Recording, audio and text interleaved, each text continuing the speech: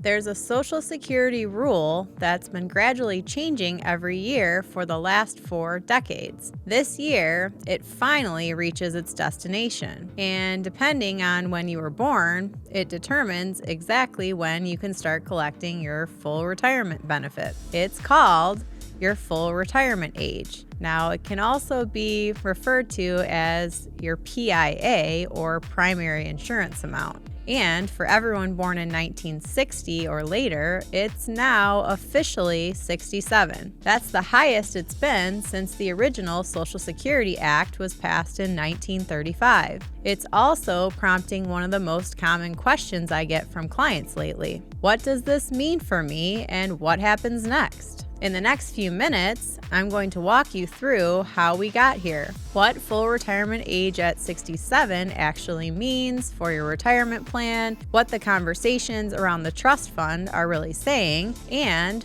what you can do regardless of how any of this plays out. So let's start with the backstory, because the history really matters. In 1983, Congress passed a set of Social Security amendments designed to address the program's long-term funding outlook. Now, one of the central changes was a gradual increase in the full retirement age. Before those amendments, FRA, or full retirement age, was 65 for everyone. After them, FRA was scheduled to slowly increase depending on when you were born, all the way up to 67. The increase was structured to roll out across decades, so they didn't just throw this at you last minute. For people born in 1937 or earlier, full retirement age stayed at 65. For each birth year after that, FRA went up by a couple of months at a time, then leveled off, then went up again. Now, in 2026,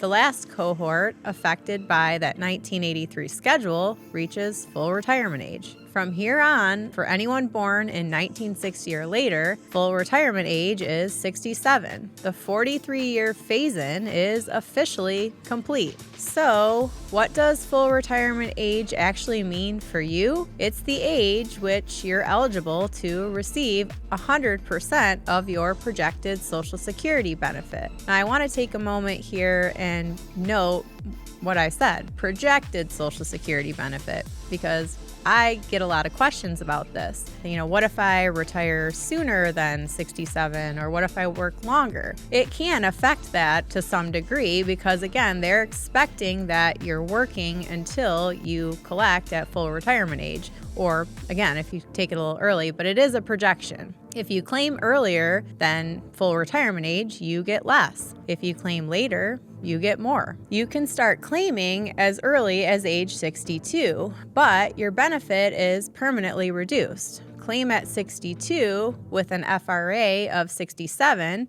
and you receive about 70% of your full benefit for the rest of your life. You can also delay claiming up to age 70. Each year you delay past full retirement adds an 8% delayed retirement credit to your benefit. So claiming at 70 instead of 67 gives you roughly 124% of your full benefit. Again, for the rest of your life. Now let me show you what those numbers can look like in real terms. Say your full benefit at 67 is projected to be $3,000 a month. If you claim at 62, for example, you'd receive about $2,100 a month, so less. If you wait until 70, you'd receive about $3,720 a month. Now let's pause for a minute. By waiting an extra 3 years, you receive an extra $720 a month compared to taking it 3 years sooner. Now that adds up. Think about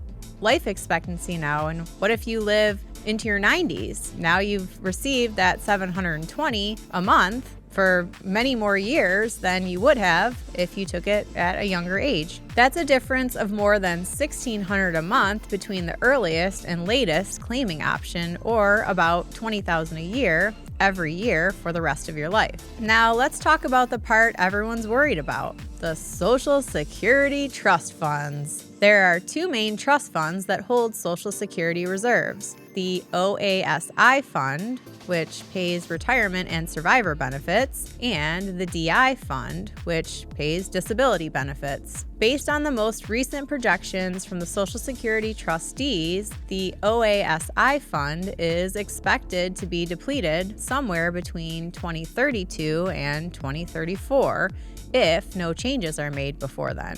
What often gets missed in the headlines is this: trust fund depletion does not mean Social Security disappears. The program is funded primarily by ongoing payroll taxes from workers and employers, and those taxes don't stop when the reserve fund runs out. The projection is that if absolutely nothing is changed between now and the depletion date, the payroll tax revenue alone would be enough to fund about 79 to 83% of scheduled benefits. So, the trust fund running out is not the same as Social Security running out. It means a potential benefit reduction if Congress doesn't act before then, and that's a meaningful difference. Will Congress act before then? Honestly, nobody knows for certain, but the math forces a decision one way or another, so some kind of adjustment is widely expected. The options that have been discussed across multiple administrations include raising the full retirement age further, raising the cap on income subject to payroll taxes, raising the payroll tax rate itself, means testing for higher income retirees, or likely some combination of all of these. Each one comes with trade-offs, and the conversation has been going on for years. For planning purposes, here's what I tell clients. We don't know exactly which combination of changes will end up happening, and we don't know exactly when, but it's reasonable to assume that some form of adjustment will be in place before benefits would actually have to be reduced. What we can do is plan for several different scenarios, build in some flexibility, and make sure your retirement isn't depending entirely on whichever version of Social Security ends up being in place between 15 years from now. All right, I really want you to understand this next part. If you're already receiving Social Security or you're close to claiming, the practical reality is that benefit cuts for current retirees are extremely unlikely. Reform proposals across the years have almost always protected people already receiving benefits. There's a long-standing principle that retirees who have structured their lives around the program shouldn't have the rules changed on them after the fact. That principle has held across many different administrations. It doesn't make a cut impossible. It does mean that for people already in or close to retirement, the bigger planning question is usually how to optimize claiming, not whether the benefit will be there at all. So what should you actually do?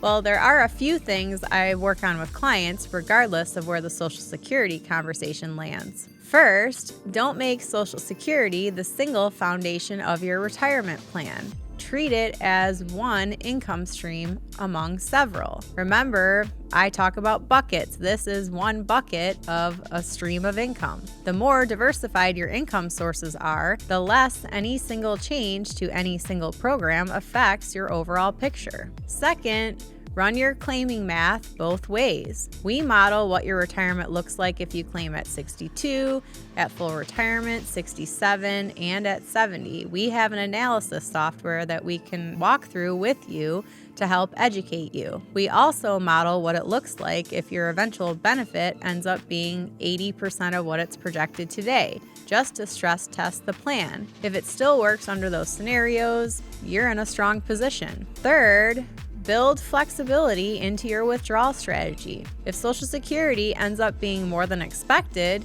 you can pull less from your portfolios and keep them growing. If it ends up being less, you have a plan for that too. Flexibility is what protects you against uncertainty. These are the moves that work, regardless of what direction the program takes. So if you've been worried about your Social Security and you'd like to walk through how it actually fits into your retirement plan, that's exactly the kind of conversation we have all the time. You can schedule a no-cost, no-obligation meeting with us at the link below. We'll model your retirement income under several different scenarios. We'll look at your claiming options and help you build a plan that doesn't depend entirely on what Congress decides to do over the next decade. The biggest mistake I see is people building their retirement plan around assumptions they can't control. The way out of that is building a plan that holds up regardless. It's about mitigating some of these risks. And hopefully you can see this is one of the reasons I love what I do. All right, well, thanks for watching. And remember, peace of mind is built on purpose. We want to help be your guide along the way about how to, access your money and the best places to get it with the ups and downs. And we want to help you to take advantage of those different market cycles. So if that's what you're looking for, please reach out to us.